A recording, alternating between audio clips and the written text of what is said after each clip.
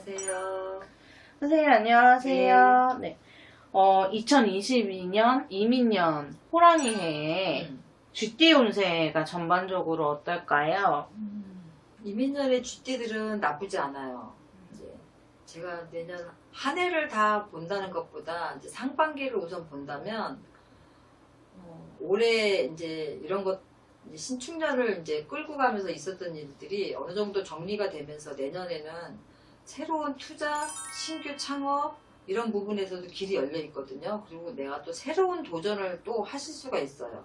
지금 제가 하던 일에서 조금 색다른 일로 변경이 가능하고 업종 변경도 가능하고 내가 뭐 그동안에 공부하던 사람이 공부를 포기하고 다른 일을 한다든가 어떤 일을 하던 사람이 다시 공부를 한다든가 생뚱맞게 어떤 일들을 새롭게 변경해서 변종해서 하시는 일들이 많을 거예요. 그만큼 새로운 기운들이 들어오는 해예요. 내년에 이제 쥐띠들은 삼재가 들어오기도 하는데 그 반면에 새로운 일들이 좀 들어오기도 해요. 그래서 그닥 나쁘지는 않아요. 전체적으로 보면 이제 뭐 우선 쥐띠들 중에서 이 27살 우리 친구들은 이동이 가장 많이 들어와요.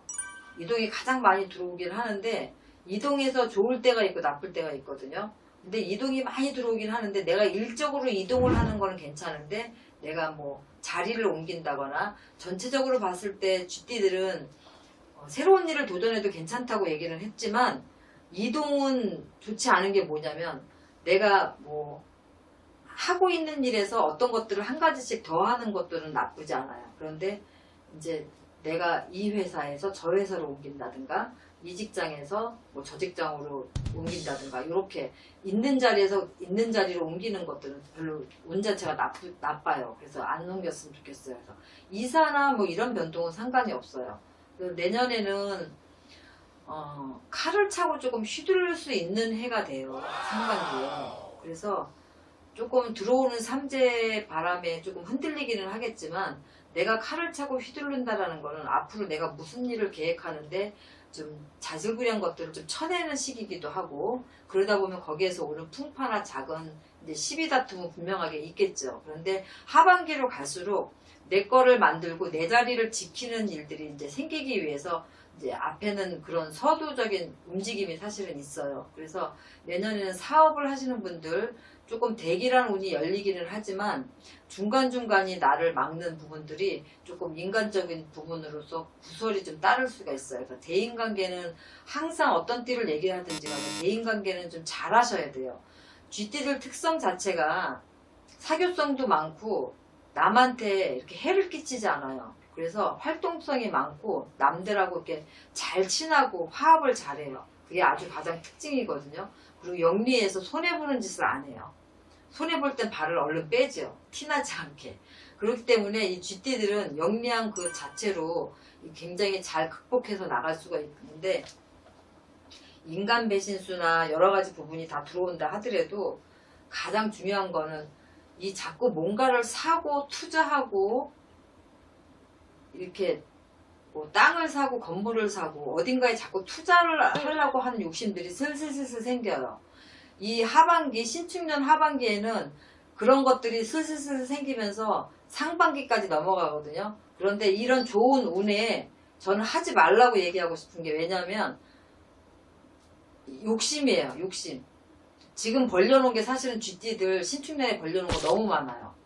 너무 많고 이 이민년으로 들어가면서 삼재바람이 부는데도 불구하고 그 운기 자체에 상승 기류를 타다 보니까 어디에다 자꾸 투자를 하고 싶어 해요.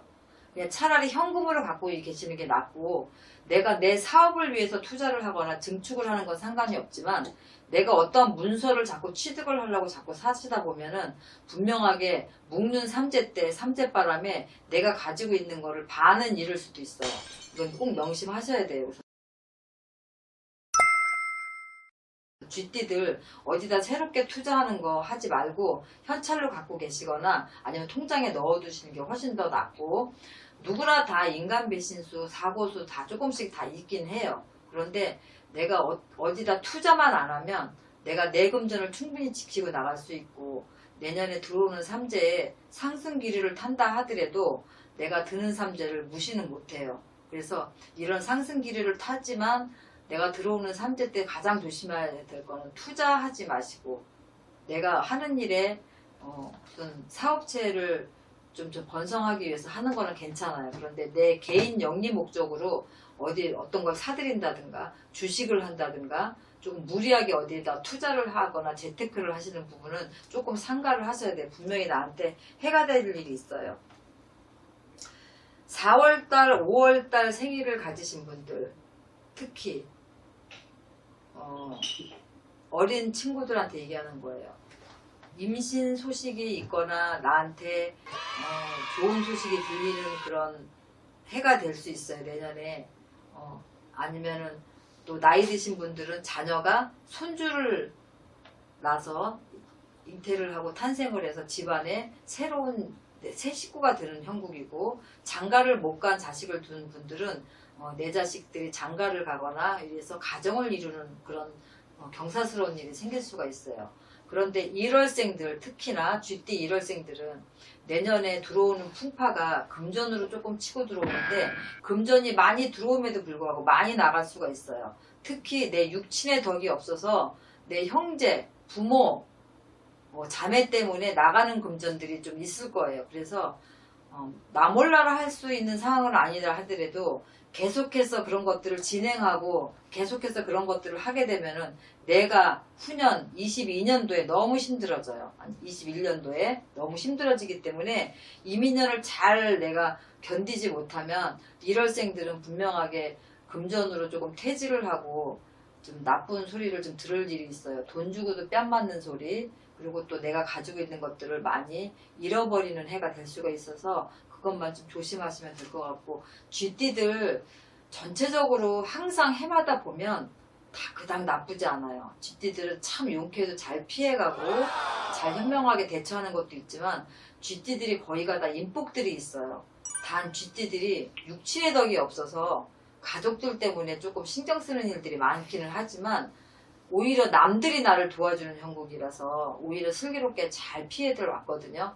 내년에 드는 삼재 때 건강 부분도 그닥 이상이 없고 금전으로 조금 퇴질할 수도 있는데 금전이 원체 많이 들어오는 해이기도 해요. 황금을 내가 얻는 해이기도 하기 때문에 들어온 만큼 지출이 나가니까 남는 게 사실은 없는 한 해가 될 수도 있어요. 그러니까 그것만 명심하시면 쥐띠들 나이대별로도 다 괜찮아요. 좋고. 그래서 1월생들은 조금 안 좋아요. 그것만 조금 피해 가시면 4월생, 5월생들도 집안에 경사스러운 일들 생기고 하니까 너무 좋고, 여러 가지 면에서 사업적으로도 다 괜찮아요.